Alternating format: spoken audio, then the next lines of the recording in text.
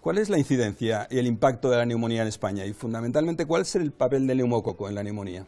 Bueno, siempre que hablamos de incidencia de neumonía, tenemos que tener en cuenta que los datos son muy variables. ¿Por qué? Porque la neumonía no es una enfermedad de declaración obligatoria, por lo tanto no tenemos un registro fidedigno de todas las neumonías y además hay mucha neumonía con un tratamiento ambulatorio y que no tienen gravedad, ¿no? ¿Qué ocurre también? Que la distribución geográfica puede ser también variable por regiones, por países, y en tercer lugar sí que es sabido por todos, bueno, que la neumonía es más frecuente en las épocas más frías, es más frecuente en varones y es más frecuente cuando en un mismo paciente hay determinados factores de riesgo. En primer lugar, como podéis ver en la diapositiva, las edades extremas de la vida incrementan claramente tanto la tasa de incidencia de la enfermedad neumocócica invasiva como de la neumonía adquirida en la comunidad. Y vemos que las edades extremas por debajo de los 2 años y a partir de los 50 años, en los adultos, que es donde vamos a dirigir nuestro debate, comienza a incrementarse de forma importante la incidencia de la neumonía. Tenemos que tener determinadas consideraciones qué ocurre en España, ¿no?, que es donde vivimos y es donde tenemos nuestra exposición. He cogido dos estudios importantes de nuestro medio, españoles, para ver qué ocurre realmente con la incidencia y el impacto del neumococo en la neumonía en nuestro medio. El primer estudio es un estudio retrospectivo, epidemiológico, realizado en Barcelona, concretamente en el área sanitaria de Badalona. Están implicados 6 centros de atención primaria y 2 hospitales. ¿Cuál es un nivel de incidencia media de neumonía? Pues fijaos, para todos los adultos tendríamos 300 casos por cada 100.000 adultos año. Claramente este dato se incrementa con la edad. Si nos vamos al grupo etario de 65 a 74 años, ya vemos que están incrementados los casos, 510 casos por cada 100.000 adultos años, y si vamos a la población por encima de 75 años, pues tenemos hasta 810 casos por cada 100.000 habitantes. Es muy importante tener en cuenta que el neumococo es el agente más frecuentemente identificado en la neumonía cuando identificamos agente microbiológico. Evidentemente la determinación del agente microbiológico en la neumonía no está establecido y no se hace una determinación de forma rutinaria, sobre todo para las neumonías que se tratan en atención primaria. Sí que está muy identificado, y ahora veremos los datos, el neumococo en los pacientes hospitalizados por neumonía. En el dato de SICRAS, el 34% de las neumonías que ingresan, o el 34% de las neumonías ingresadas, estaban producidas por un neumococo. Ya veremos que los datos permanecen estables, son datos congruentes y son datos homogéneos con el resto de publicaciones que teníamos hasta el momento. De todas las neumonías adquiridas en la comunidad, hasta un 40% requieren hospitalización. Y esta hospitalización es más frecuente cuando el paciente tiene mayor edad, ya lo hemos repetido, cuando el paciente tiene mayor comorbilidad, es decir, más enfermedades o más factores de riesgo, y cuando tiene una mayor puntuación en el índice de gravedad de la neumonía. El índice de gravedad de la neumonía es un índice clínico, es un score que valora sobre todo el riesgo y la mortalidad asociada a la neumonía. Probablemente lo conoceréis con la puntuación alcanzada en la escala Fine, que es lo que más se utiliza en las urgencias, ¿no?, o en las plantas de hospitalización.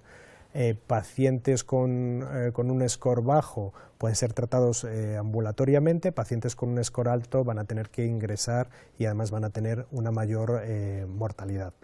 Si nos vamos a otro grupo español, a otro estudio español, el estudio CAPA, que es un estudio realizado en neumonías que han requerido hospitalización y estaba basado para ver qué neumonías de las que están hospitalizadas están producidas por el serotipo del neumococo que está incluido en la vacuna conjugada de la que hablaremos a lo largo de la tertulia.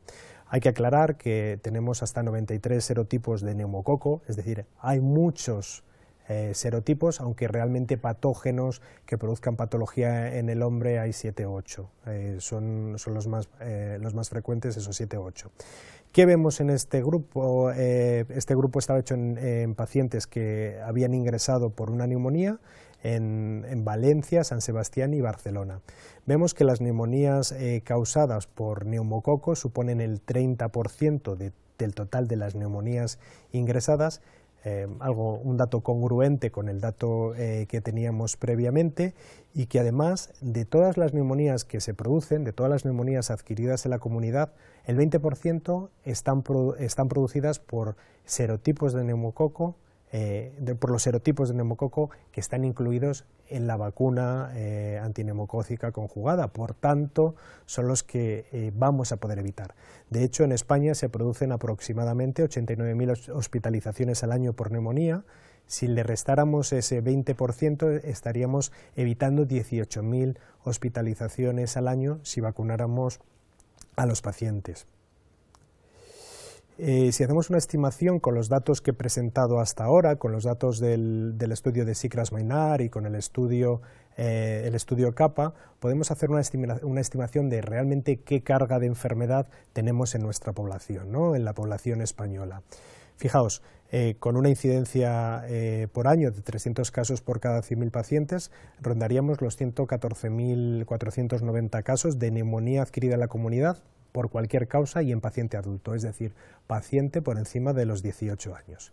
Si nos vamos al estudio CAPA, hemos visto que un 30% de las neumonías adquiridas en la comunidad están producidas por el neumococo. Por lo tanto, tendríamos una incidencia de neumonía neumocócica de 90 casos por cada 100.000 habitantes año, lo que suponen 34.000 casos. Si vamos haciendo más inferencia a lo que hemos visto en el estudio CAPA, que aproximadamente el 62% de las neumonías neumocócicas están producidas por los serotipos del neumococo incluidos en la vacuna conjugada, iríamos a una incidencia de 56 casos por cada 100.000 habitantes, es decir, 61.638 casos. Y si sabemos, como después se debatirá también, que nuestra eficacia vacunacional en la prevención de la neumonía es de un 45%, estaríamos evitando una incidencia de 25,5 casos por cada 100.000 habitantes, lo que haría evitar 9.737 casos de neumonía al año. ¿Y por qué también es importante la neumonía? Por su impacto. Veremos que empeora las patologías y que produce mortalidad. Y la mortalidad es tan importante que llega incluso hasta los 10 años después de haber padecido una neumonía.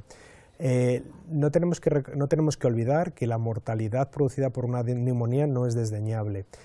Las neumonías que son ambulatorias, las que no precisan ingreso hospitalario, tienen una mortalidad que varía del 1 al 5%, y aquellas que precisan ingreso hospitalario pueden llegar a tener una mortalidad entre el 5,7 y el 14%. Si el paciente ingresa en UCI, la mortalidad ya se dispara muchísimo y llega del 34 al 50%. Tenemos que recordar también que un 10% de los pacientes que precisan hospitalización por neumonía van a necesitar un ingreso en una unidad de cuidados intensivos. En esta gráfica vemos la supervivencia acumulada después de haber padecido una neumonía. Vemos 5 líneas.